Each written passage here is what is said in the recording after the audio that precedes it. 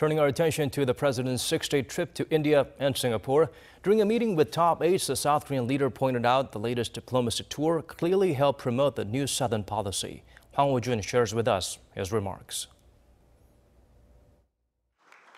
The core of the Moon administration's foreign policy has been to diversify South Korea's diplomacy and expand its diplomatic horizon. And in that respect, the South Korean president says his state visits to India and Singapore have put his new Southern policy right on track. 신남방정책의 양대 축은 인도와 아세안이고 싱가포르는 금년도 아세안 의장국입니다. 이번에 인도 아세안과의 관계를 미일 중러 주변 4개국 수준으로 발전시킬 튼튼한 토대를 다졌습니다. President Moon said Seoul and New Delhi have agreed to increase their annual trade volume to $50 billion by the year 2030 and to cooperate in responding to the Fourth Industrial Revolution, thus upgrading the current relationship to a special strategic partnership.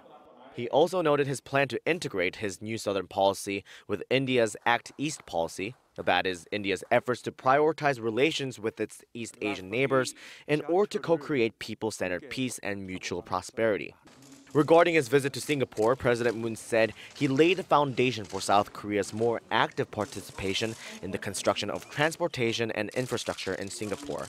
He also said the two countries have decided to create new growth engines in the future by working together in areas including smart cities, fintech, and the bio and medical fields. The South Korean president also said India and Singapore have both agreed to help resolve the North Korean nuclear issue and help the regime become a part of the international community. 신남방 정책은 선택사항이 아니라 대한민국 번영을 이끌 국가 발전 전략의 핵심이며 우리가 담대하게 그리는 신경제 지도의 핵심 축입니다. It was last November when President Moon Jae-in first coined the term New Southern Policy while visiting Indonesia. Since then, he's been to several other South and Southeastern Asian countries, making many agreements in numerous summit meetings. President Moon Jae-in called on his top aides to work so those diplomatic achievements can be felt by Korean businesses and ordinary people alike. Hwang Hojun, Arirang News.